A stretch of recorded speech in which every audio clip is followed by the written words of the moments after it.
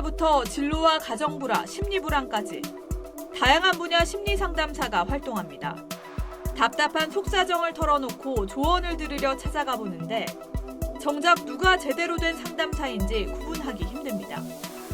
그걸 판단하는 기준을 잘 모르겠어요. 저도. 어디가 더 좋은지. 심리서적 1000권을 읽었다는 한 상담사에게 상담을 신청해봤습니다. 위생모에 가운을 걸친 모습이 심상치 않습니다. 안녕하세요. 혹시 상담해 주시나? 이거 가운 같은 거 입고 계시네요. 주사 가운을 입은 신뢰받는 여자가. 아, 그래요? 본격 상담이 시작되고 분노 조절 장애를 호소했더니 그냥 화를 내라고 합니다. 이거 한번 해보면 되잖아요. 해봐요. 가족 중 정신병 환자가 있어 돌보기 힘들다고 하자 돌아온 대답은 덜 먹여야죠. 아, 음식을요? 네, 음식에 덜 먹여서. 질문이 이어지자 힘들어합니다. 또 그래야 해결이지. 정리가 잘 안 되시죠? 지금 계속 떴다 지웠다 하시는 것 같은데. 알고 보니 심리상담 관련 자격증은커녕 관련 학위도 없었습니다. 이런 엉터리 상담이 여기저기 벌어지면서 관련 피해자도 늘고 있습니다. 우울증으로 고생하던 A씨는 방송에도 여러 번 소개된 유명 심리상담소를 찾아갔습니다. 그런데 상담이 진행되면서 상담사가 몸을 만지고 옷까지 벗으라고 했다고 A씨는 주장했습니다. 그리고 가까이 다가와가지고 제 다리를 벌린 다음에 이렇게 내려서 봤어요. 그때 내가 이러다 무슨 일을 당해야 하면 어떡하지?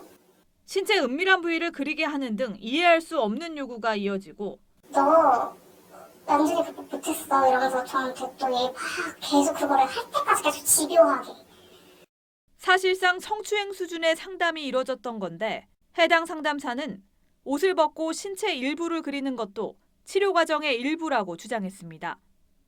하지만 A씨는 그 충격으로 이후 1년 동안 다른 곳에서 치료를 받아야 했습니다. 상담자에 대한 어떤 권위, 신뢰 이런 것들이 합쳐지면 정말 말도 안 되는 것들을 따라서 할 수 있게 됩니다. 분명히 학회에서 제명이 되었을 사안입니다. 문제는 이런 심리상담소를 누구나 열 수 있다는 것. 임상심리사와 직업상담사, 청소년 상담사 등 심리상담 분야 국가 자격증은 대학 관련 전공 이수 등 자격 조건이 까다로운 편입니다. 하지만 민간 상담사 자격증이 4,600여 개에 달하고 대부분 인터넷으로 쉽게 딸 수 있는 상황.